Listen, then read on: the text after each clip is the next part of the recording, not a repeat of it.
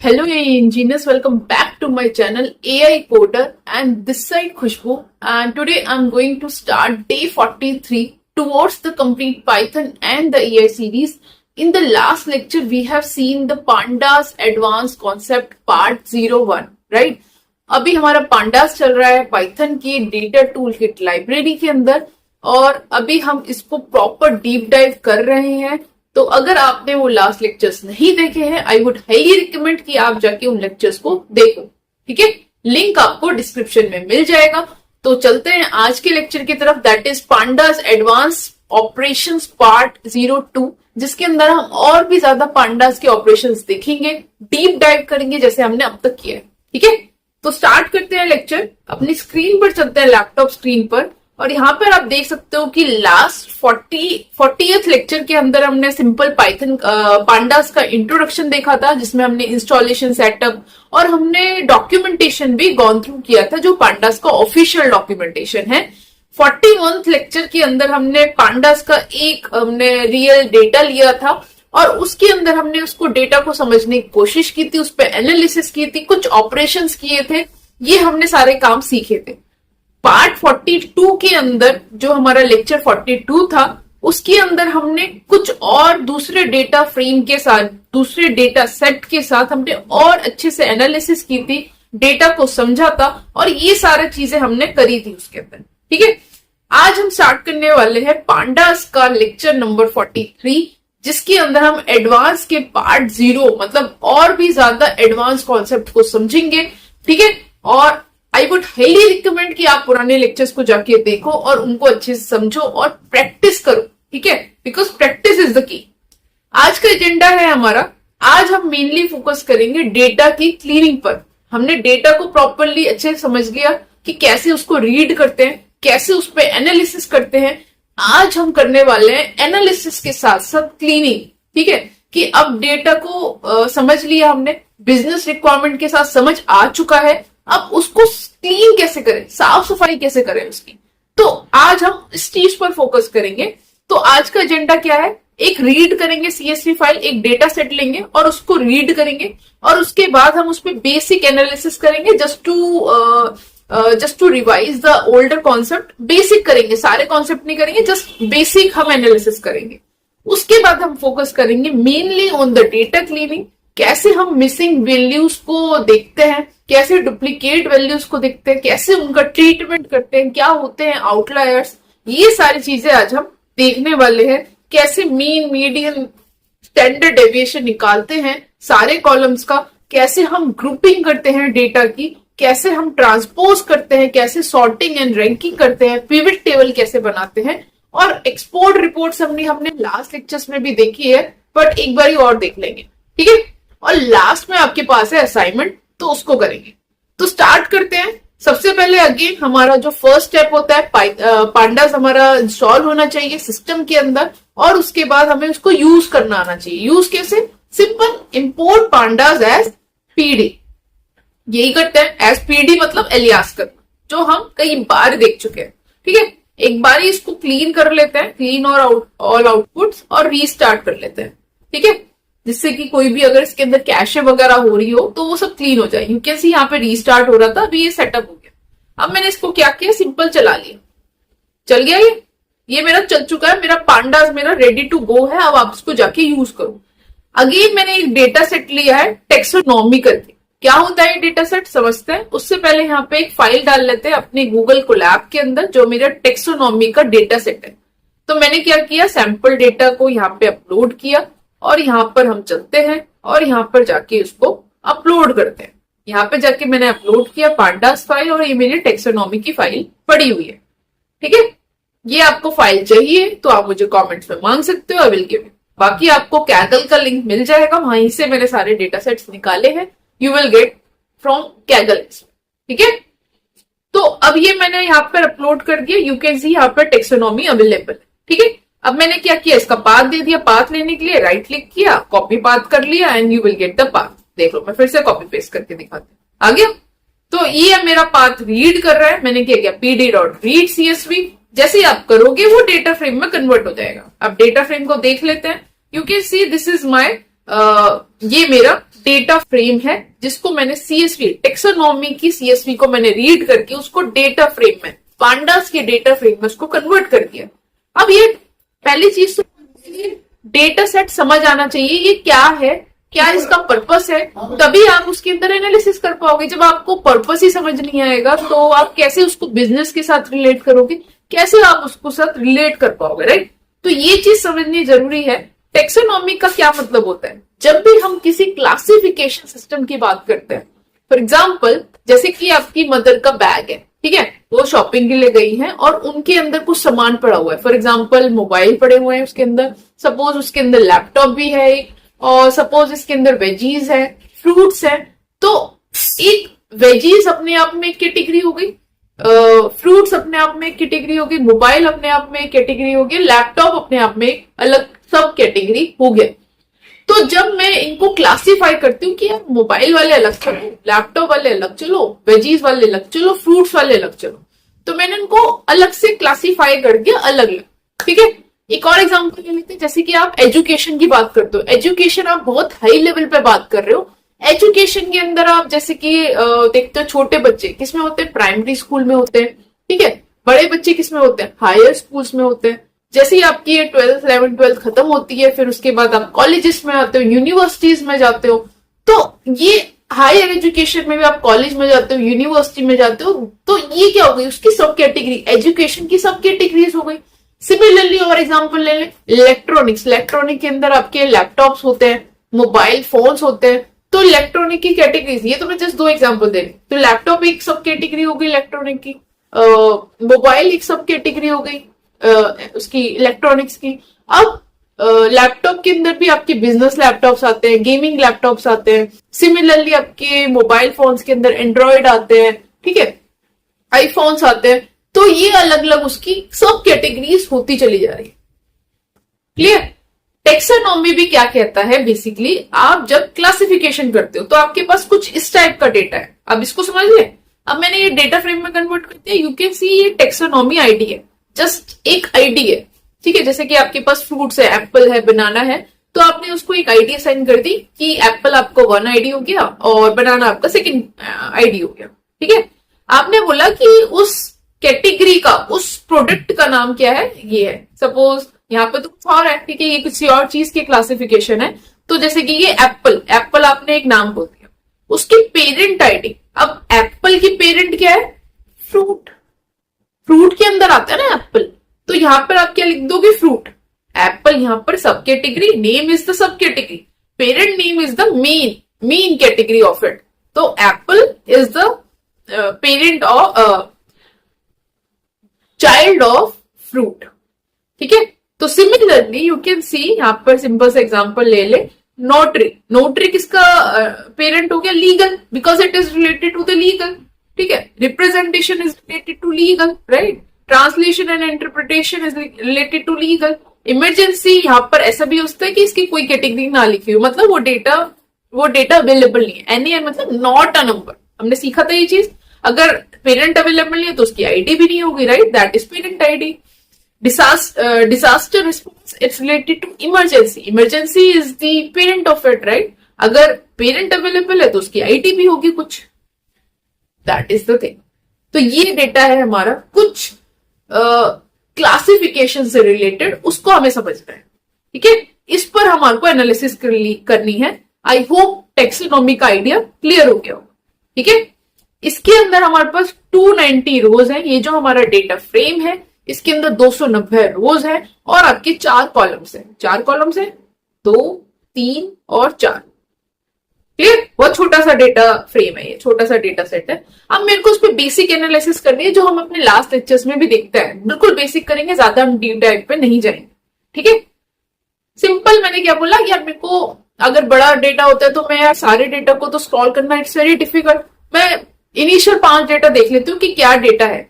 तो 5 रोज आपको मिल गई df डॉट हिट करके, df डॉट टेल लास्ट का भी देख लेते हैं, लास्ट की 5 रोज डिफॉल्ट 5 होती है, तो ये आपको 5 रोज दे देगा कि 5 में कैसा डेटा।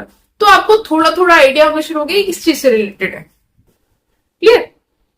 सिमिलरली अगर मेरे को स्टेट्स इंफॉर्मेशन चाहिए तो df डॉट डिस्क्राइब, बता रखा है मैंने आपको, जब आपके पास 5 पॉइंट समरी आपको चाहिए होती है, बहुत इंपॉर्टेंट है डीएफ डॉट डिस्क्राइब, ये समझना बहुत जरूरी है। ठीक है, तो आपके पास ये 5 पॉइंट समरी आ गई।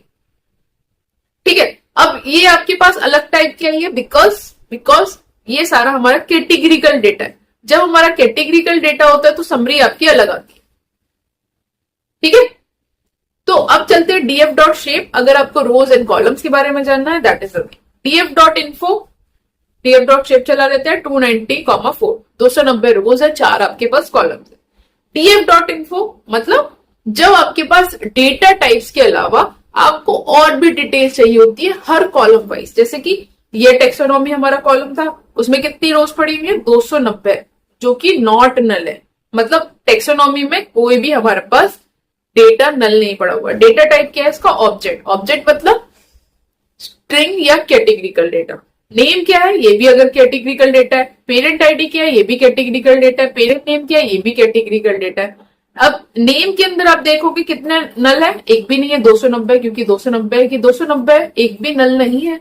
पेरेंट आईडी 279, तो वी कैन सी यहां पर हमारे को कुछ समझ आया कि पेरेंट आईडी पेरेंट नेम के अंदर कुछ नल है, क्योंकि टोटल 290 है और यहां पर नॉट नल कितने आ रहे हैं, 279। करेक्ट, तो कितने नल हो गए, माइनस कर दो, 290 माइनस 279, हमारे को पता चल गया इतने नल हमारे पास पड़े। तो हमारे को कुछ सोचना पड़ेगा इन नल्स के बारे में, क्योंकि हमारा नल डेटा पड़ा हुआ है तो मतलब कुछ तो गड़बड़ है, तो इसके बारे में हमें सोचना पड़ेगा। ठीक है, अब चलते हैं, बेसिक एनालिसिस हो गई। अब एग्जैक्टली इसको कैसे समझेंगे, ये जो नल डेटा है इसको ट्रीटमेंट कैसे करेंगे, इसका इलाज कैसे करेंगे। ठीक है, हमें डेटा की बेसिक एनालिसिस करने के बाद पता चल गया कि कुछ तो नल डेटा है, उसकी अब हमारे को ट्रीटमेंट करना है। तो अब मेन कॉन्सेप्ट शुरू होता है आपका डेटा क्लीनिंग। ठीक है, डेटा क्लीनिंग के बहुत सारे तरीके होते हैं, कैसा आपको करना है वो डिपेंड करता है आपके डेटा के ऊपर। ठीक है, कुछ आपके बिजनेस अंडरस्टैंडिंग के ऊपर, कुछ आपके जो अपर मैनेजमेंट होता है, बीए से जो बिजनेस एनालिस्ट होते हैं, वो आपको बताते हैं कि आपको उस डेटा के साथ एग्जैक्टली करना क्या है। ठीक है, तो अब तरीके समझते हैं कि कैसे data cleaning, first missing value treatment कैसे करते हैं। उसको समझने के लिए पहले मेरे को नल्स जानना पड़ेगा और भी वाइटल लेवल पे। तो मैं इस पूरे डेटा के साथ तो प्ले नहीं करूंगी, ये आपका असाइनमेंट है जो मैं आपको लास्ट में देने वाली हूँ। मैं क्या करने वाली हूँ, क्योंकि अगर हम इसको करेंगे तो स्क्रॉल अप स्क्रॉल डाउन करते रहेंगे और it would be very difficult for now. तो हमें तो कॉन्सेप्ट समझना है, राइट। तो कॉन्सेप्ट समझने के लिए मैं छोटे छोटे डेटा फ्रेम्स लूंगी और उस पर हम इजीली समझ पाएंगे कि एग्जैक्टली चल कैसे रहे। ठीक है, विजुलाइज कर पाएंगे। आपको विजुलाइज करना है, सिंटेक्स पे इतना ध्यान नहीं देना है, वो आपकी प्रैक्टिस के साथ आ जाएगा। ठीक है, मैंने एक सिंपल डेटा फ्रेम बनाया। डेटा फ्रेम आपको बनाना आता है, इसको चला लेते हैं। मैंने इसके अंदर क्या लिया, एक नेम कॉलम लिया है, एक मैंने एज कॉलम लिया है, एक मैंने सिटी कॉलम लिया है। ठीक है, इसके अंदर ये रोज है, एलिस जिसकी एज है 25, वो कहाँ रहता है, दिल्ली में रहता है। बॉब जिसके अंदर एक एन है, एक नल पड़ा हुआ है जिसकी एज हमें नहीं पता है, वो कहाँ रहता है, मुंबई में रहता है। एक का नाम हमें नहीं पता बट उसकी एज 30 है और वो पुणे में रहता है। एक का नाम डेविड है, उसकी एज 35 है बट हमें नहीं पता कि वो कहाँ रहता है। ठीक है, अब मुझे जानना है कि इसके अंदर नल्स कितने हैं।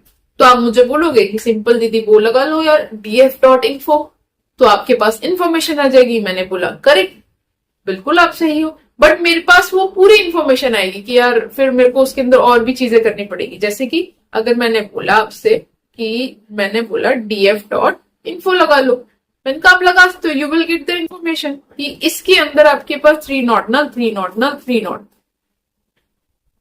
ठीक है, बट आपके पास बहुत हाई लेवल पे आया, ये बहुत हाई लेवल, आपके पास डिटेल में चीजें नहीं है जो आपको एग्जैक्टली नॉट नल वाली चीजें चाहिए। आपके पास डेटा टाइप भी आ रहा है, आपके पास कॉलम भी आ रहा है, आपके पास बहुत सारी इंफॉर्मेशन आ रही है that you don't want, you want only the null. ठीक है, तो आपने क्या बोला, आपको डेटा फ्रेम एक फंक्शन प्रोवाइड करता है दैट इज नल। ठीक है, अगर आप इज नल करते हो, मैं अभी सम को हटा देती हूँ, अभी आप डॉट इज नल करते हो तो वो बोलेगा आपको वही। अगर आप सिंपल इसको लगाया तो आपको बोलेगा क्या ये नल है, नहीं। क्या ये नल है, नहीं। क्या ये नल है, नहीं। क्या ये नल है, नहीं। क्या ये नल है, यस। इसको ट्रू रिटर्न कर दिया। तो जहां जहां पर नल है उसको उसने ट्रू रिटर्न कर दिया। बट अगेन ये मेरी प्रॉब्लम नहीं सॉल्व कर पा रहे, मुझे तो काउंट चाहिए। ठीक है, अगर आपको उसका काउंट चाहिए, सम चाहिए, तो आपने क्या करा, डॉट सम लगा दिया। तो आपको बता दिया इसने कि नेम के अंदर, नेम कॉलम के अंदर एक आपके पास नल पड़ा हुआ है, एज कॉलम के अंदर भी आपके पास नल पड़ा हुआ है, सिटी कॉलम के अंदर भी आपके पास नल पड़ा हुआ है। तो मैंने देखा नेम कॉलम के अंदर एक नल है, ये वाला नल है, एज कॉलम के अंदर आपके पास ये वाला नल है, सिटी कॉलम के अंदर आपके पास ये वाला नल है। तो आपके पास आ गया डेटा। तो आपके पास इसने बोल दिया नेम के अंदर एक है, एज के अंदर एक है, सिटी के अंदर एक है। अब मैं बोलूं यार मेरे को टोटल भी करके दे दो, तो टोटल कैसे करोगे आप, इसके आगे एक और नल, एक और सम लगा दिया। ठीक है, तो जैसे ही आपने सम लगाया, अगर मैं इसको इंटू को हटा दूं अभी फिलहाल, मैंने बोला, मैंने ये जो नल था मैंने नल चेक कर दिया, मेरे को इसका हर कॉलम वाइज सम दे दो। अब मैंने बोला टोटल सम दे दो, आ गया 3 आ गया। सिंस ये पांडास का फंक्शन है तो आपको इसको टाइप कास्ट करना पड़ेगा। आपने इसको टाइप कास्ट कर दिया, इंटीजर में आपको सिंपल नंबर चाहिए तो आपने जस्ट टाइप कास्ट करके you will get the 3। Clear.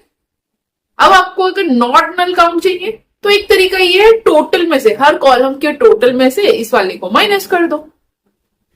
Correct, इस वाले टोटल में से इसको ऐसे करके माइनस कर दो। आपको एक्सप्लिसिटली कोड लिखना पड़ेगा। अगर आपको एक्सप्लिसिटली कोड नहीं चाहिए, आपको डायरेक्ट पांडास का फंक्शन चाहिए, तो आपको कोड लिखना क्यों।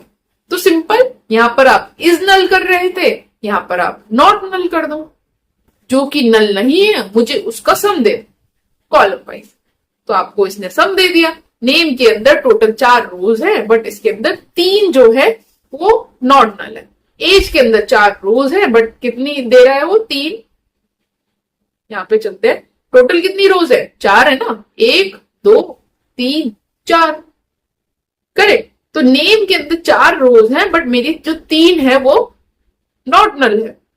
क्लियर, क्योंकि एक मेरी नल है। यहां तक क्लियर हो गया। मेरे को अगर नल चेक करने हैं स्पेसिफिकली तो मैं df डॉट इज नल करती हूँ, फिर उसके बाद उनका मेरे को सम करना है, मतलब पर कॉलम वाइज मुझे सम भी दे दो। मेरे को ट्रू फॉल्स में आंसर नहीं चाहिए, तो मैंने उसको डॉट सम कर दिया। अब मुझे जितने भी कॉलम्स के अंदर टोटल जितने भी ये नल्स है, जैसे इसमें 1 है, इसमें 1 है, इसमें 1 है, मुझे बताओ कितने हैं टोटल। तो मैंने डॉट सम, उसके आगे एक और लगा दिया डॉट सम। क्लियर। इसी तरह से इसके अंदर भी आप लगा सकते हो dot sum, you will get 9। उसको टाइप कास्ट कर देना, you will get the answer. Clear. अब बात चलते हैं, अब हमारे को पता चल गया कि हर कॉलम के अंदर कितने नल्स पड़े हुए, पता चल गया। सिंपल जो हमारा पांडास था उसको यूज करके पता चल गया। अब मुझे इसको ट्रीटमेंट करना है, बहुत इंपॉर्टेंट है। मिसिंग वैल्यू ट्रीटमेंट कैसे करते हैं, बहुत ध्यान से सुनेंगे। ठीक है। अब इसके 4 तरीके होते हैं मिसिंग वैल्यू को ट्रीट करने के लिए। जो मिसिंग वैल्यू मतलब जो नल वैल्यूज है उनको ट्रीट करने के लिए। कभी ऐसी सिचुएशन आती है कि आपको लगता है डेटा बिल्कुल खराब है, तो यार पहला सिंपल सा तरीका, उसको डेटा को हटा दो। जैसे कि सपोज इसके अंदर मेरा नल है, मैंने अगर फिर से चलाया यहाँ पे, क्या यहाँ पे चलाते फिर से, मैंने बोला df। ठीक है। अब मैंने बोला कि अगर इसके अंदर ये नल पड़ा हुआ है तो एक काम करो, इस पूरी रो को ही हटा दो, मुझे नहीं चाहिए, हटा दो से। इसके अंदर नल पड़ा हुआ है तो इस वाली रो को पूरी को हटा दो, इसके अंदर नल पड़ा हुआ है इस वाली पूरी रो को हटा दो। लेकिन आप अगर ऐसा करते हो, ठीक है, टोटल तो 4 रिकॉर्ड्स हैं, उन 4 रिकॉर्ड्स में अगर आप इसको इसको इसको हटा दोगे, बचेगा क्या, सिर्फ यही बचेगा। तो इससे प्रॉब्लम क्या होगी, आपका लॉस ऑफ डेटा होगा। ठीक है। Until unless you are removing it the bad data, but उससे क्या होगा, आपका जो 100% डेटा था उसमें से यार लगभग 90% डेटा तो हट गया, तो आप एनालिसिस उस पर करोगे। करेक्ट। सो समहाउ वो बहुत एक रेयर कंडीशंस होती है कि हम डायरेक्टली उसमें से रिमूव कर देते हैं। ठीक है।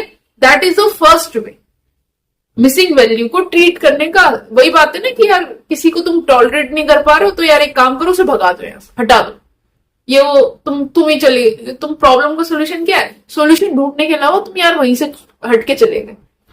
करेक्ट। तो यही होता है कि तुम यार उसको हटाई दो, पहला तरीका। ठीक है।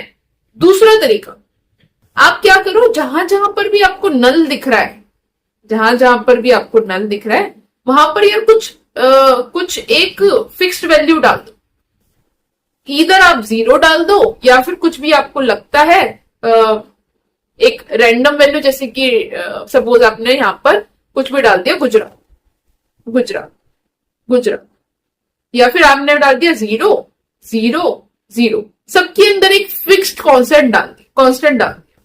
That is the another way that you can do with the missing values. First में उसको पूरा ही हटा दो, ठीक है, उस रो को पूरा हटा दो, या फिर उसके अंदर कुछ कांस्टेंट वैल्यू डाल दो। ऐसा भी जनरली हम करते हैं, ठीक है। तीसरा तरीका, ठीक है, तीसरा तरीका क्या होता है कि आपने क्या किया, अगर न्यूमेरिकल डेटा है, अगर आपका न्यूमेरिकल डेटा है, आपको लग रहा है कि मेरा ये जो डेटा है, मेरी ये जो रो है, वो अगर न्यूमेरिकल है, तो आप क्या करो, उसको, आपके पास दो तरीके होते हैं। अगर आपके पास न्यूमेरिकल डेटा होता है, मतलब डेटा के अंदर इंटीजर, जैसे कि एज है आपका, ठीक है, तो अगर ये न्यूमेरिकल डेटा है तो आप उसको ट्रीट कर सकते हो, इधर आप उसके अंदर मीन से उसको रिप्लेस कर दो जितनी भी नल वैल्यूज है, या फिर उसको मीडियन से कर दो। मीन क्या होता है, जो आपकी डेटा की एवरेज वैल्यू होती है। ये आपको बेसिक इंफॉर्मेशन है, मैंने पहले भी बताया है आपको, और आपको आना भी चाहिए, ठीक है, पहले लेक्चर्स में हम देख चुके हैं।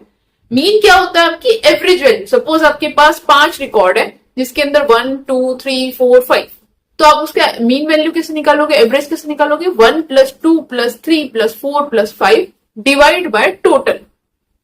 सिंपल, सारे जितने भी लोग हैं उन लोगों को सबको ऐड किया और डिवाइड कर दिया 5 से, मतलब 5 मतलब नॉट फिक्स 5, जो टोटल नंबर है, ठीक है, वो होता है एवरेज वैल्यू। एवरेज आप ऐसे ही निकालते हो, एवरेज बोल लो या फिर मीन बोल लो। मीडियन, मीडियन क्या होता है, जब आप अगर आपके पास क्या कहते हैं, ओड डेटा है, ओड डेटा मतलब जैसे कि 7 9, ये आपका ओड डेटा हो गया, तो उसके अंदर जो सेंटर वैल्यू होती है वो आपका मीडियन होता है, राइट। डेटा की centre value is the median. ये आपका डेटा है, उसमें ये जो सेंटर वैल्यू हो गई ये आपका मीडियन हो गया, जो भी आपकी सेंटर वैल्यू होगी।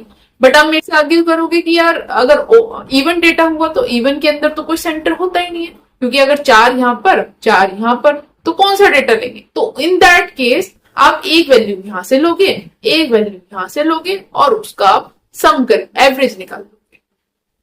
तो ऐसे हम मीन या मीडियन निकालते हैं। अब आप मेरे से पूछोगे कि यार न्यूमेरिकल डेटा ठीक है, हमारे पास दो तरीके होते हैं, इधर मैं नल को मीन से रिप्लेस कर दूं या फिर मैं मीडियन से रिप्लेस कर दूं। अब मेरे पास दो है, बट मैं चूज कैसे करूं, मैं मीन लगाऊं या मीडियन लगाऊं। तो उसका आंसर है आउटलायर्स, ठीक है। आउटलायर्स का कॉन्सेप्ट आज हम थोड़ा सा ही पढ़ेंगे, ऊपर ऊपर से, डिटेल में पढ़ेंगे हम आने वाले लेक्चर्स में, ठीक है। बहुत इंपॉर्टेंट है आउटलायर्स, उसका कॉन्सेप्ट हम डिटेल में पढ़ेंगे आने वाले लेक्चर में, जब मेरे को लगेगा सही है, आप बताना एकदम सही है, विजुलाइज करके प्रॉपर, प्रोबेबली जब हम सी बॉन्ड वगैरह पढ़ेंगे तब, ठीक है। तो जैसे कि मैंने बोला, अगर न्यूमेरिकल डेटा है तो हम या तो मीन लगाएंगे या फिर मीडियन लगाएंगे। अब बात करते हैं मीन लगाएं या फिर मीडियन लगाएं, कैसे चूज करें। तो इसका सिंपल सा तरीका है, अगर आपका जो डेटा है उसके अंदर अगर आउटलायर्स हैं, अगर उसके अंदर आउटलायर्स है तो आप मीडियन लगाते हो। अगर उस डेटा के अंदर आउटलायर्स नहीं है तो आप उसके अंदर मीन लगाते हो। अगेन रिपीटिंग, अगर देर आर नो आउटलायर्स तो आप मीन लगाते हो, अगर देर आर आउटलायर्स तो आप मीडियन लगाते हो, ठीक है। अब ये आउटलायर्स क्या होता है, कोई भी एक्सेप्शन वैल्यू, कोई भी एबनॉर्मल वैल्यू, ठीक है। जैसे कि सिंपल सा एग्जांपल लेती हूं, जैसे कि सपोज आपके पास 10 के 20 के नोट पड़े हुए हैं, 50 के नोट पड़े हुए हैं, बट उसके अंदर सपोज 1 लाख का नोट आ जाए, which is not possible, right. कुछ ऐसी एक्सेप्शन वैल्यू जो आपकी बियॉन्ड द लिमिट है, ऐसा कोई नोट होता नहीं है, I know that, but business में आपको समझाने की कोशिश कर रही हूं कि सपोज आपके पास 10 का 20 का 50 का नोट पड़ा हुआ है, which is something I can understand, 10 के नोट है, 20 के नोट है, 50, बट एकदम से आप देखोगे उसके अंदर 1000 या 2000 का नोट पड़ा हुआ है, you will be amazed, right. तो एक एक्सेप्शन वैल्यू आ गई, जो आपका एक नेचुरल डेटा है, एक कॉन्टिन्यूअस डेटा है, 10 20 30 50, उसके अंदर एकदम से आपको 1000 का नोट मिल जाता है, यू विल बी अमेज्ड।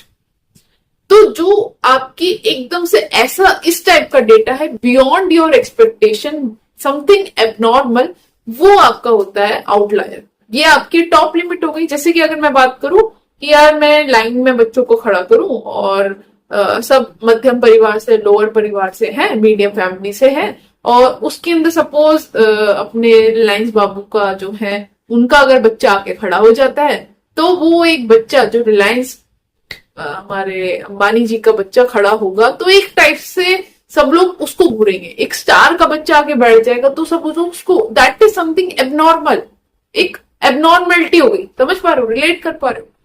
तो जब हम किसी बियॉन्ड, इसमें दो चीजें होती है, एबनॉर्मल बियॉन्ड आर एक्सपेक्टेशन और एक लोअर वैल्यू।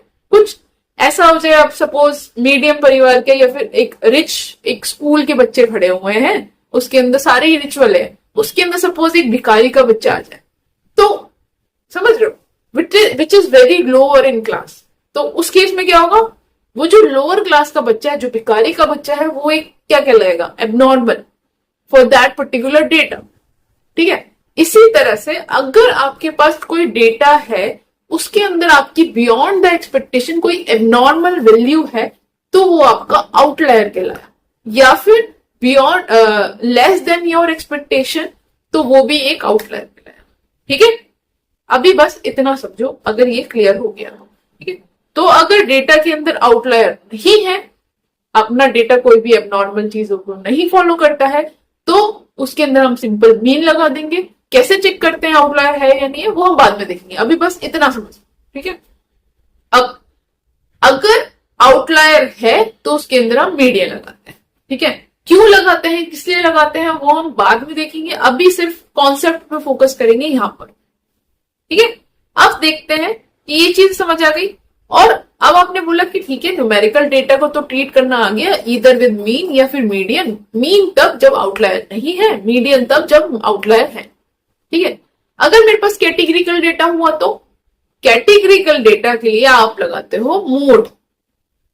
अब मोड क्या होता है, जैसे कि सपोज आपके पास कोई डेटा है, उसके अंदर जिसकी भी ज्यादा हाई फ्रीक्वेंसी है, तो आप उसको, जैसे कि सपोज क्लास में टोटल 25 स्टूडेंट हैं, 25 स्टूडेंट में से 30 फीमेल्स हैं और 30 गर्ल्स हैं और 20 आपके बॉयज हैं। तो किसकी फ्रीक्वेंसी ज्यादा हुई, जो गर्ल्स हैं 30 है ना, वो 30 है, और बॉयज कितने हैं उसमें 20 है, उनकी फ्रीक्वेंसी कम है कंपेयर टू गर्ल्स। तो इसमें क्या हो गया, मोड के आगे जिसकी भी टॉप फ्रीक्वेंसी है, दैट इज फीमेल, गर्ल्स। ठीक है। अब आप मेरे से आर्ग्यू करोगे, सपोज अगर दोनों इक्वल इक्वल हैं तो 25-25 है, तो टोटल 50 है ना, उसमें से अगर 25-25 है तो कोई बात नहीं, तो उसके अंदर से फिर जो भी आपके टॉप पे आएगा ग्रुप होके, वही आपका कहलाएगा। इधर वो मेल आ जाए, चाहे वो फीमेल आ जाए, जो भी आपका 0th नंबर पे आएगा आप उसको ले लोगे। सिंपल समझना है।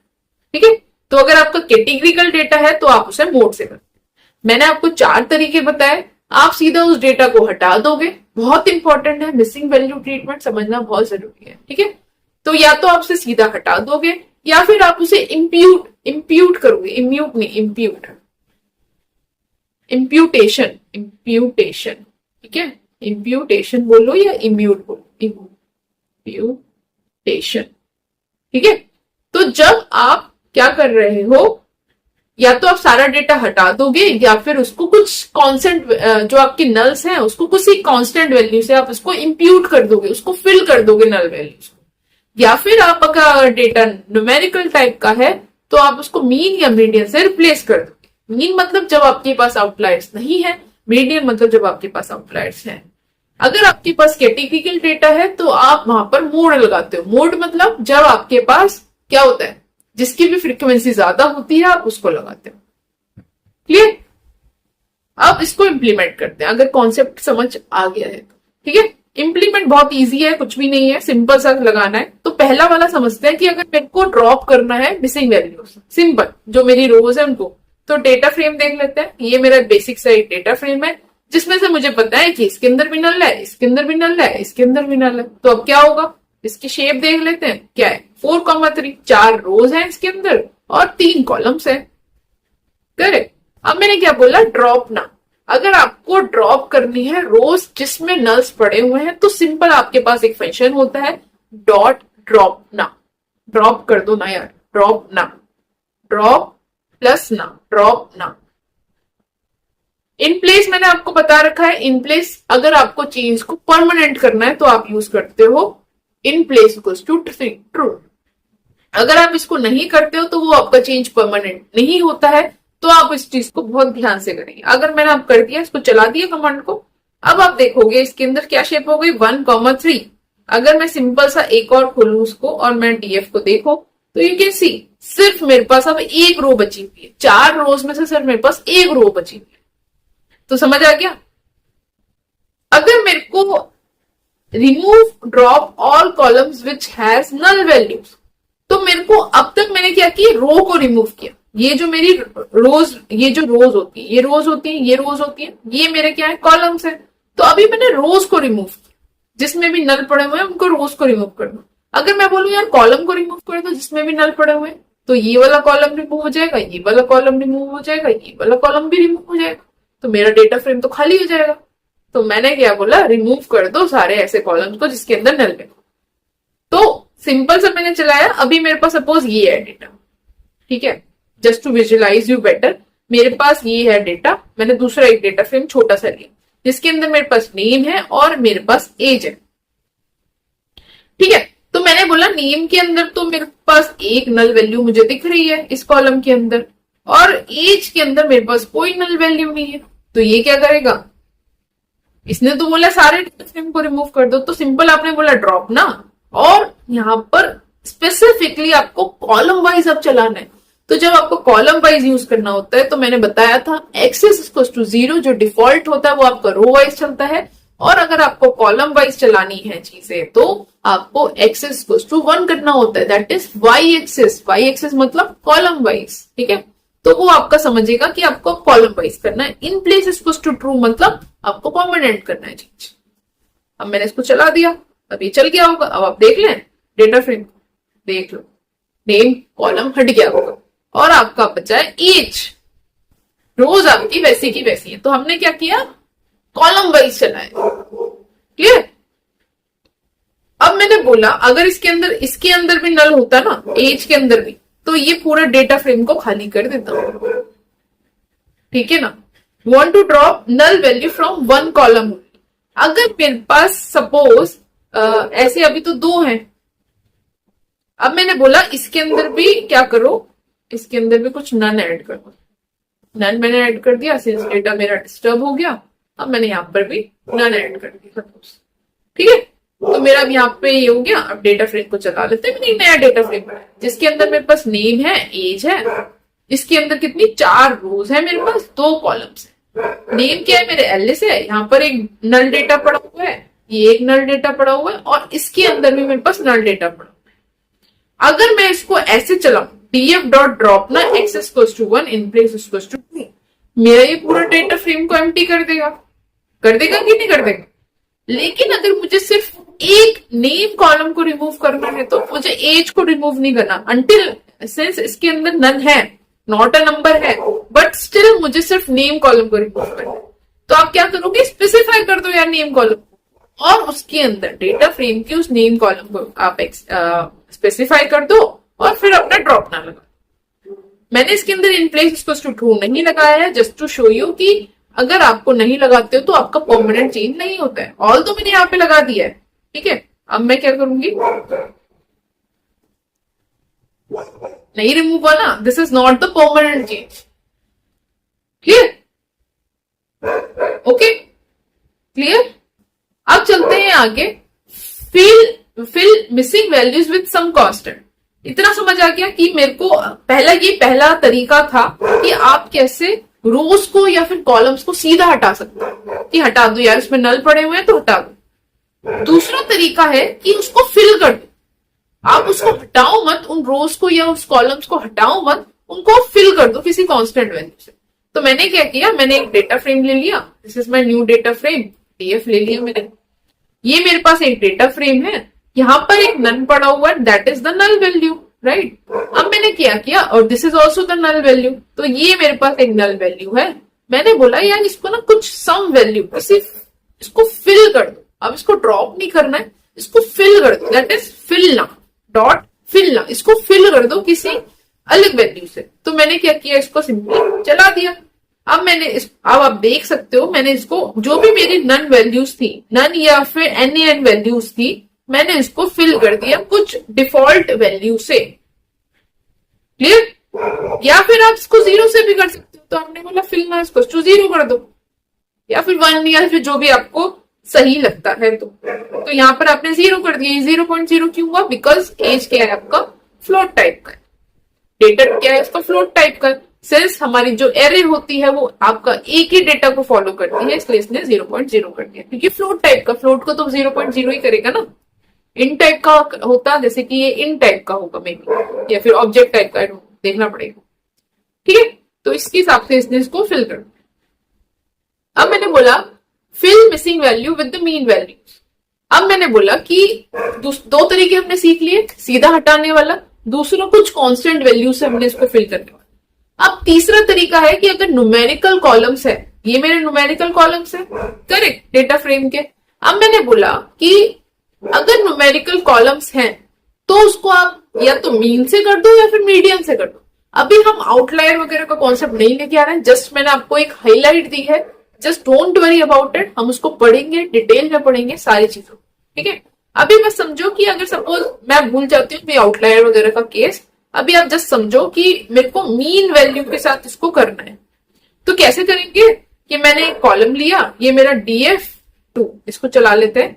ये मेरा df2 करके एक डेटा फ्रेम बन गया, जिसके अंदर मेरे पास एक a कॉलम है, एक मेरे पास b कॉलम है। इसके अंदर कुछ नल्स पड़े हुए हैं, ये कुछ नल पड़े हुए हैं, ये कुछ नल पड़े हुए हैं। अब मैंने क्या बोला कि मेरा जो कॉलम a है, ये जो कॉलम मेरा a है, इसमें जहां जहां नल पड़े हुए हैं ना, जहां जहां नल पड़े हुए, ये सेकंड पोजीशन पे, ये मेरे फिफ्थ पोजीशन पे, वहां पर इसका एवरेज निकालो, a कॉलम का मीन निकालो, और जहां जहां नल पड़े हुए उसको फिल कर दो। मैंने क्या बोला, df2, ये जो मेरा डेटा फ्रेम है जिसको मैंने df2 नाम दिया है, df2 का a कॉलम एक्सेस करो। ऐसे एक्सेस करते हैं, उसका मैंने एवरेज निकाला, डॉट मीन। अब इसमें एक कैच है, जब आपके पास ये कॉलम है, इसमें टोटल रोज कितनी है, 10 है, 0 से स्टार्ट हो रहा है, ये 10 तक है। हमारा क्या होगा logically, 1.0 2 plus 2.0 plus 4.0 plus 5.0 plus 7.0 plus 8.0 plus 9.0 plus 10.0 divide by 10। आप यही करोगे, डिवाइड बाय 10 करोगे, टोटल नंबर ऑफ जितनी भी आपके रोज है। बट ये क्या करता है, जब भी आप मीन निकालते हो तो जो आपकी नल वाली रोज होती हैं, जैसे कि ये और ये, इसको वो ऑटोमेटिकली एक्सक्लूड कर देता है। तो आपकी टोटल नल कितनी है, 2 है। टोटल रोज कितनी है, 10 है। 10 माइनस 2 दैट इज 8। तो जो आपका मीन निकलेगा वो कैसे निकलेगा, 1 plus 2 plus 4 plus 5 plus 7 plus 8 plus 9 plus 10 divide by 8। आप इसको कैलकुलेशन करना और उसको मेरे को बताना कि आपसे हुआ, समझ आया नहीं आया। इसको आप इंटीजर में कन्वर्ट कर सकते हो if you want to see the proper number, तो आपको आइडिया लग जाएगा। आ गया 5। इसको आप करके देखना, इसको खुद से करके देखना कि एग्जैक्टली ये, फिर इसको चला के देखना, फिर समझने की कोशिश करना, ठीक है। दैट इज योर टास्क, ठीक है। अब समझते हैं कि अब मैंने क्या किया। मैंने बोला कि इतना हो गया, अब ये जहां जहां पे नल पड़े हुए हैं इसको फिल कर दो df2 a कॉलम के अंदर डेटा फ्रेम के, इसको फिल कर दो मीन से। फिल ना मतलब ना, जहां पर भी ना नल है, वैल्यूज है, ठीक है। तो आपने क्या कर दिया, इसको फिल कर दिया। तो आपने क्या किया, जहां पर भी 5 से कर दिया इसको, तो यहां पर भी नल था आपका, उसको 5 से इसने रिप्लेस कर दिया, दैट इज द थिंग। कहां पर था, सेकेंड पोजीशन पर था एंड फिफ्थ पोजीशन पे था, सेकेंड पोजीशन पर था एंड फिफ्थ पोजीशन पर था। फिफ्थ पोजीशन पर था, ये चला क्यों नहीं, मे बी मैंने इसको इंट में कन्वर्ट किया इसलिए, हाँ, क्योंकि मैंने इसको इंट में कर दिया। एक्चुअल क्या है, 5.75 है, ठीक है, 5.75 इंट क्या करता है, जो डेसिमल वैल्यूज होती है उसे हटा देता है। तो सेकंड एंड फिफ्थ पोजीशन पे इसने 5.75 को इंप्यूट कर दिया, रिप्लेस कर दिया। क्लियर, यहां तक क्लियर हो गया। अब अगर सपोज मेरे पास उसके अंदर आउटलायर्स थे, मैं जस्ट इमेजिन कर रही हूँ, अभी मैंने आप कॉन्सेप्ट ठीक से विजुअलाइज करना नहीं सिखाया है, आई नो दैट। अभी जस्ट समझो कि उसके अंदर आउटलायर्स हैं और मेरे को अब मीन से नहीं करना है, मीडियन से करना है। तो मीडियन के लिए अगेन मैंने एक डेटा फ्रेम बनाया, ये आपका डेटा फ्रेम बन गया, सेम वही है। क्लियर, अब मैंने क्या बोला, इसको मीडियन से करो। तो मीडियन इसका क्या निकालेंगे, अगेन जैसे मीन के अंदर जहां जहां पे नल होता है वो उसको ऑटोमेटिकली इग्नोर कर देता है, सिमिलरली मीडियन भी आपका वही काम करता है। तो ये क्या करेगा, इसमें मीडियन वैल्यू क्या बन जाएगी, मीडियन आपकी सेंटर वैल्यू, ऑल तो ये 0 से लेकर 10 तक है। बट आप क्या करोगे, डेटा को जो विजुअलाइज करोगे, पहले आपका 11 आएगा, फिर आपका 12 आएगा, फिर आपका 13 आएगा, फिर आपका 15 आएगा ये वाला, फिर आपका 16 आएगा, फिर आपका 18 आएगा, फिर 19 आएगा। जैसे ही आप इस डेटा को अरेंज कर दोगे, फिर उसमें आप सेंटर वैल्यू निकालोगे। सिंस इसके अंदर कितने नल्स हैं, 1 2 3, 3 नल्स हैं, तो 10 minus 3 that is 7। 7 is the odd number, तो ओड में आपको एक सेंटर वैल्यू मिल जाएगी, दैट इज योर मीडियन। तो अगर मैंने इसको चलाया तो यू विल गेट 6.2 एक आपका मीडियन है।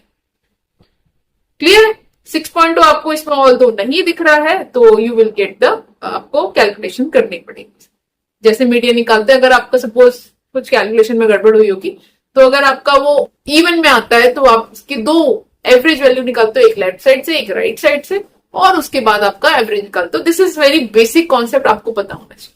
ठीक है, आपने क्या बोला, इसका मीडियन निकाल लिया, फिर आपने बोला कि इसको फिल कर दो। फिल ना मतलब जो भी आपकी नल वैल्यूज हैं आप उसको फिल कर दो मीडियन से, जो भी आपकी मीडियन वैल्यू है आपने फिल कर दिया। अब आपने फिर से DF2 देखा, you will get the answer. क्यों नहीं हुआ, 1 सेकेंड, क्योंकि मैंने इसको परमानेंट चेंज नहीं किया। तो यू कैन सी, यहीं पे आप इसको देख सकते हो, आ गया ना। तो आपकी कौन कौन सी position, 0th position, 4th position and 7th position. ओ, हम इसका कर रहे हैं ना, दैट्स वाई। तो इसके में अब कितना आया, 2nd position and 5th position, my mistake, calculation गड़बड़ नहीं थी, वो हमने गलत कॉलम देख लिया। तो आपकी 2nd पोजीशन पे आ गया एंड 5th पोजीशन पे मीडियन आपका इंप्यूट हो गया, दैट इज द थिंग। अब आप बोलोगे मुझे कि दैट इज फाइन, अगर सपोज मेरे पास अभी इसको सपोज ओके, दो तरीके और होते हैं, एक तो मीन एंड मीडियन होता है, दो तरीके और होते हैं, एक होता है आपका फॉरवर्ड फील, एक होता है आपका बैकवर्ड फील। ठीक है, फॉरवर्ड फील क्या होता है, इसको समझते हैं, स्क्रीन पर चलते हैं, मैं आपको फटाफट से समझा देती हूं। ठीक है, देखो फॉरवर्ड फील क्या होता है, न्यूमेरिकल के लिए हमारे पास, न्यूमेरिकल अगर आपके पास डेटा है, न्यूमेरिकल अगर आपके पास कॉलम है, तो आप उसको मीन से कर सकते हो, मीडियन से कर सकते हो। तीसरा होता है आपके पास फॉरवर्ड फील, ठीक है, और फोर्थ होता है आपके पास backward fill. I hope mean और मीडियन आपको क्लियर हो गया है। आप समझते हैं फॉरवर्ड फील और बैकवर्ड फील, बहुत सिंपल है, बहुत इजी है। इसमें क्या होता है फॉरवर्ड फील के अंदर, बेसिकली आपके पास सपोज ये कुछ डेटा है 2, यहाँ पर कुछ नल पड़ा हुआ है, ये 5 है, ये 6 है, ये नल पड़ा हुआ है, ये नल पड़ा हुआ है, यहाँ पर 2 है। तो फॉरवर्ड फील क्या होता है, फॉरवर्ड मतलब आगे की तरफ जाना। तो आपने क्या बोला कि यार इसको ऐसे चलाओ, तो ये जो 2 की वैल्यू है वो यहां पर आकर ये फिल हो गई। तो यहां पर इसने फॉरवर्ड आगे की तरफ इसको चलाया, और जो इसकी वैल्यू थी वो यहां पर नल की जगह इसने फिल कर दी। तो यहां पे क्या हो गया, 2 आ गया। अब ये आगे चला, अब ये नल नहीं है, यहाँ पर 2 नहीं है, 2 यहाँ पर 2 आ गया। अब ये आगे चला, सिंस ये नल नहीं है तो आगे चला, ये फिर आगे चला, जब ये तो इसको नल मिल गया। जैसे ही इसको नल मिल गया तो उसने देखा कि यहाँ पर इसको 6 को फिल कर दिया। जब ये आगे चला, यहाँ पर फिर से इसने 6 को फिल कर दिया, नल मिल गया। जैसे ही इसको नल मिल जाता है तो पुरानी वैल्यूज होती है वो आगे वाली वैल्यूज में उसको इंप्यूट कर देता है। फिर वो आगे चला, कोई नल नहीं है, एंड हो गया। तो आपकी नई वैल्यू क्या होगी, यहाँ पे आपका 2 आ गया, यहाँ पर आपका 6 आ गया, यहाँ पर आपका 6 आ गया। बैकवर्ड फिल आपका इसका पूरा अपोजिट है। बैकवर्ड फिल की बात करें तो यहां पर मैंने क्या बोला, सपोज मेरे पास डेटा है 5, 6, नल, नल, 2, 5, 8, ठीक है। बैकवर्ड फिल में वो क्या जा रहा था, फॉरवर्ड फिल में आगे की तरफ जा रहा था, बैकवर्ड फिल में वो इस तरह से जाएगा। क्या नल है? नहीं। आगे चलो, क्या नल है? नहीं। क्या नल है? यस। तो इसने पुरानी जो वैल्यू थी यहां पर इसको क्या कर दिया, 2 डाल दिया। यहाँ पर 2 फिल हो गया। क्या आगे नल है? यस। तो इसने इस वाली 2 वैल्यू को भी यहाँ पे डाल दिया। क्या आगे नल है? नहीं। क्या आगे नल है? नहीं। खत्म हो गया बस। तो जहां जहां पे आपकी नल वैल्यूज थी उसने 2 कर दिया। तो सिंपल फॉरवर्ड फिल इज जब आप क्या करते हो, आगे की तरफ जाते हो, अगर उसे नल मिल जाता है तो पीछे वाली उसकी जो उसकी जस्ट बिहाइंड वैल्यू होती है आप उसको फिल कर देते हो। बैकवर्ड फिल में आप पीछे की तरफ से चलते हो और जो भी आपको नल वैल्यू मिलती है उसको आप फिल कर देते हो। यही है बस। तो आपने क्या किया, यहां पर एक डेटा फ्रेम बनाया, सेम वही है, और इसके अंदर आप चले। यहां पर आप फॉरवर्ड फिल अगर आपने लगाया ए कॉलम पर तो आपने क्या किया, ए या बी ये दोनों का एक साथ चला देगा। इसने क्या किया, यहां पर इसको नल मिला, नहीं। यहां पर इसको मिला नल, तो इसने क्या किया, 2 को यहां पर डाल दिया। फिर ये आगे चला, नहीं है। क्या आगे चला? नहीं है। क्या ये नल है? यस। आगे जब चला तो उसको नल मिल गया तो उसने यहाँ पे 5 डाल दिया। आगे चला, नहीं है, नहीं है, नहीं है, नहीं है, नहीं है। इसी तरह से यहां पर ये पहला ही नल है तो और ऊपर कोई वैल्यू नहीं आ रही तो इसको ऐसे एज इट इज छोड़ देगा। अब ये आगे चला, ये नल नहीं है, नहीं है, नहीं है, नहीं है। अब आगे चला, नल मिल गया, इसने यहाँ पे 13 डाल दिया। आगे नल है? नहीं है। आगे नल है? नहीं है। आगे नल है? यस। तो इसने 16 डाल दिया। 16 अगेन इसको 18 मिला, 19 मिला, नल नहीं है। तो इसको सिंपल आप फिलना आपने लगाया, मेथड आपने एफ फिल मतलब फॉरवर्ड फिल। जैसे आपने चलाया इसको, इसने इसको फिल कर। इसको जाके नोटपैड पे खुद से चला के देखना, पेंसिल यूज करना, दिमाग लगाना, समझ आएगा कॉन्सेप्ट। ठीक है, आप देख रहे होगे कोडिंग में कुछ भी नहीं है, कॉन्सेप्ट समझना इज वेरी इंपॉर्टेंट। ठीक है, बैकवर्ड फिल अगेन आपने एक डेटा फ्रेम बनाया और डेटा फ्रेम के अंदर आप उल्टा चलोगे। अब यहाँ क्या नल है? नहीं है। क्या नल है? नहीं है। क्या नल है? नहीं है। नल है? यस। तो आपने यहाँ पे 7 डाल दिया। क्या नल है? नहीं है। क्या नल है? नहीं है। क्या नल है? यस। तो यहाँ पे आपने 4 डाल दिया। क्या नल है? नहीं है। क्या नल है? नहीं है। यहाँ पर इसको नल, यहाँ पर तो पीछे कोई वैल्यू नहीं है तो ये नल का नल रहेगा। क्या नल है? नहीं है। क्या नल है? यस। 18 डाल दिया। क्या नल है? नहीं है। क्या नल है? यस। यहाँ पे 16 डाल दिया। क्या नल है? यस। तो यहाँ पे 16 डाल दिया। क्या नल है? नहीं। क्या नल है? नहीं। क्या नल है? नहीं। क्या नल है? यस। तो यहाँ पे इसने 11 डाल दिया। क्लियर? तो ये होता है आपका बैकवर्ड फिल। अब इसको चला दें, देखो आगे लास्ट वाली वैल्यू भाई, तो ये उल्टा चला, बैकवर्ड, जैसा नाम है वैसे ही चल रहा। अब मैंने समझा कि न्यूमेरिकल का तो मेरे को 4 ट्रिक समझ आ गई, मीन से, मीडियन से, बैकवर्ड फिल, फॉरवर्ड फिल। अगर मेरे को कैसे इन न्यूमेरिकल कॉलम को ट्रीट करना है, न्यूमेरिकल अगर मिसिंग वैल्यूज है। अगर मेरे पास कैटेगरिकल कॉलम है तो कैटेगरिकल मतलब स्ट्रिंग या फिर ऑब्जेक्ट है, तो ये मेरे पास कैटेगरिकल है, एक जेंडर है जिसके अंदर मेल्स हैं, फीमेल्स हैं, और कुछ रोज के अंदर आपके पास डेटा नन है या नल है या फिर नॉट एन है, नॉट अ नंबर है। तो आपने सिंपल जो हमने पढ़ा था, आपने इसकी वैल्यू काउंट निकाल ली तो आपको पता चल गया मेल आपकी 3 है, फीमेल आपकी 2 है। बट आप शेप देख रहे हो तो यहाँ पर कितनी है, टोटल 7 है, और ये कितनी बट रही है, तीनों तो 5, तो 2 नल है। इतना तो समझ आ रहा है मुझे। ऐसे आपने देख लिया, और आप नॉर्मली नल भी आप लगा सकते। तो आपने इसका आपको फ्रीक्वेंसी, मैंने आपको ये क्यों दिखाया, फ्रीक्वेंसी आपको पता चल जाएगी। फ्रीक्वेंसी किसकी ज्यादा है, मेल की ज्यादा है, तो क्या आपको मिलेगा, यहाँ पे मेल मिलेगा। अगर दोनों होती तो आप इसके अंदर से कुछ भी चूज कर सकते। ठीक है, तो आपने नॉर्मली कॉलम को एक्सेस किया और उसके बाद डॉट मोड लगा दिया।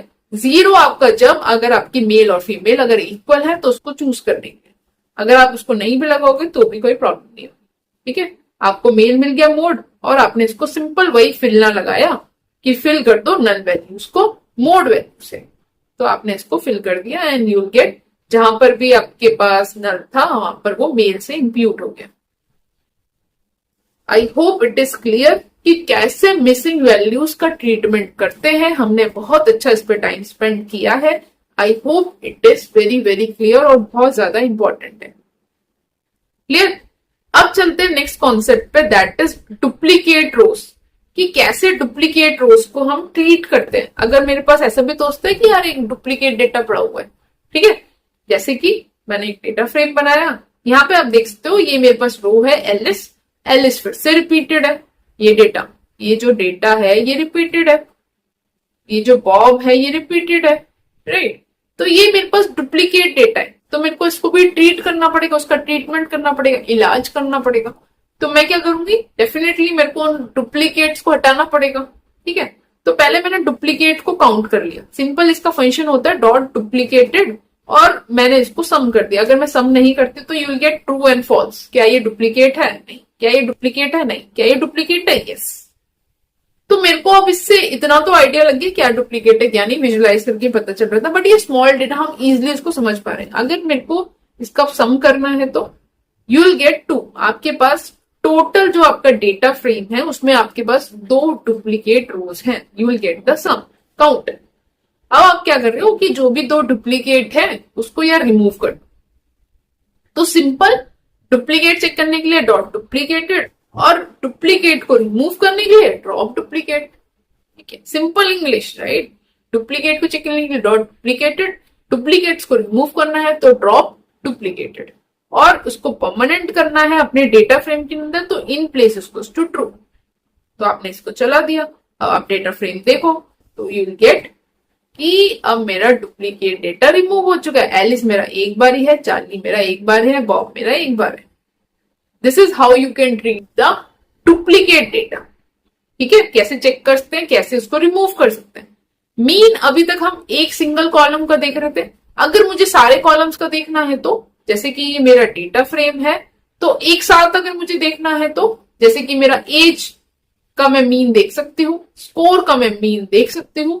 तो मेरे को क्या करना होगा, डीएफ, ये मेरा DF3 मेरा डेटा फ्रेम है, डॉट मीन, क्योंकि मुझे उसका एवरेज निकालना है। अब एवरेज है तो वो किसी न्यूमेरिकल कॉलम का ही होगा फॉर श्योर, राइट। तो मेरे को एक्सप्लिसिटली डिफाइन करना होगा कि भाई सिर्फ न्यूमेरिकल कॉलम्स ही लेना। अगर हम ऐसा नहीं करते हैं तो क्या होगा, एक्सेप्शन आ जाएगी, क्योंकि यार वो इसका कैसे निकालेगा एवरेज, करेक्ट। तो मेरे को यहाँ पे एक्सप्लिसिटली डिफाइन करना होगा कि numerical only equals to true, कि सिर्फ न्यूमेरिकल वैल्यूज का ही आप लेना, न्यूमेरिकल कॉलम्स का। तो यू विल गेट कि ए जो कॉलम है इसका एवरेज ये है, स्कोर ये कॉलम है इसका एवरेज ये है। सिमिलरली फॉर द मीडियन, आप मीडियन भी निकाल सकते हो ऐसे सारे कॉलम्स का, ठीक है। स्टैंडर्ड डेविएशन मैंने आपको थोड़ा सा आइडिया दिया था, इसको हम स्टेट्स वाले लेक्चर में डिटेल में पढ़ेंगे। अभी के लिए बस समझो कि एक स्टैंडर्ड डेविएशन होता है, मतलब with respect to each data उसके मीन के साथ उसका कैसे डेटा स्प्रेड हो रहा है in normal distribution. I know अभी डेफिनेशन बहुत वेग लग रही है, बट मैं उस कॉन्सेप्ट में अभी नहीं जाना चाहती हूँ क्योंकि हम इसे डिटेल में पढ़ेंगे स्टैट्स के लेक्चर में, ठीक है। तो अभी बस समझो मेरे को स्टैंडर्ड डेविएशन कैसे निकालना होता है। अगेन मेरे को डॉट std यूज करके न्यूमेरिकल कॉलम्स का you'll get the standard deviation.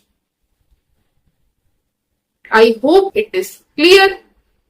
अब चलते हैं एक और इंपॉर्टेंट टॉपिक की तरफ, दैट इज ग्रुपिंग। अगर यार हम ग्रुपिंग पढ़ते हैं तो आई थिंक लेक्चर और भी बड़ा हो जाएगा। क्या ग्रुपिंग हटा दें अभी फिलहाल, इसमें से ग्रुपिंग हटाते हैं और इसको नेक्स्ट लेक्चर में कवर करते हैं, और फटाफट से ना ये आई थिंक सारा ही इसको नेक्स्ट लेक्चर में कवर करते हैं।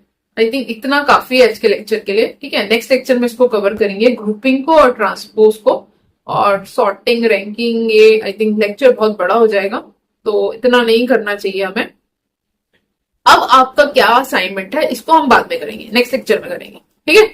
तो अब आपका क्या काम है कि आपको जाके ये जो सारे हमने मिसिंग वैल्यू ट्रीटमेंट किया है, आपको नोट पैड पे खुद से डेटा लेकर उस पर पहले प्रैक्टिस करनी है कि कैसे मीन निकालते हैं, कैसे मोड निकालते हैं, कैसे मीडियन निकालते हैं। ये आपको समझना है, ये आपको समझने का टास्क है। सिंटेक्स पे फोकस मत करो यार, सिंटेक्स इज फाइन, बहुत सिंपल है, इसमें कोई बड़ी बात नहीं है, ठीक है। कॉन्सेप्ट शुड बी क्लियर, कैसे मिसिंग वैल्यूज देखनी है, कैसे मिसिंग वैल्यूज का ट्रीटमेंट करना है, ये बहुत ज्यादा इंपॉर्टेंट है। तो इस पे फोकस करेंगे। तो आपका क्या टास्क रहेगा, ये जो टेक्सोनॉमी डेटा है या कोई और डेटा है, तो आप क्या करोगे, इस डेटा के ऊपर ये जो सारा काम है वो करो। पहले सिंपल सा डेटा फ्रेम बनाओगे, छोटे छोटे डेटा फ्रेम पे काम करोगे जैसे मैंने अभी आपको सिखाया है। उसके बाद आप फाइनली इस पे करो। ये आपका आज असाइनमेंट है। क्लीनिंग करना सीखोगे एनालाइज करते हुए। ठीक है, आपको ये नोट्स चाहिए, कंटेंट चाहिए, तो आप मुझे कमेंट्स में बोल सकते हो या फिर आप मुझे टेलीग्राम ग्रुप पे भी मांग सकते हो। ठीक है, बाकी अगर आपको डाउट्स है तो आप वीडियो के अंदर मेरे को कमेंट करके बता सकते हो, या फिर आप वीकेंड के जो लाइव सेशंस होते हैं सैटरडे संडे 11:30 बजे से, तो आप उसके अंदर भी मुझसे पूछ सकते हो। ठीक है, सो इतना ही है इस लेक्चर में। नेक्स्ट लेक्चर में हम ये जो ग्रुपिंग है, ट्रांसपोज है, ये सब सॉर्टिंग, रैंकिंग, पिवट टेबल, ये सारी चीजें और पढ़ेंगे, और भी कॉन्सेप्ट्स पढ़ेंगे। तो सब बहुत ज्यादा इंपॉर्टेंट है, एक्चुअली हम उसको यूज में करते हैं। ठीक है, जब डेटा एनालिसिस करते हैं, डेटा क्लीनिंग करते हैं, क्योंकि पांडास का क्या पर्पस होता है कमेंट्स में मुझे बताओ, मैं कई बार ही बता चुकी हूँ। ठीक है, तो अब आपको प्रैक्टिस करनी है, बहुत बहुत बहुत ज्यादा इंपॉर्टेंट है। Again I am reminding you, consistency is the key. यहां पर कंसिस्टेंसी फेल नहीं होनी चाहिए। ठीक है, so that would be all for this lecture. Next lecture में हम पांडास का एडवांस 03 करेंगे, एडवांस का पार्ट 3 करेंगे। I hope you enjoyed it. ठीक है, keep practicing, keep learning, and see you in the next lecture. Thank you everyone. Bye.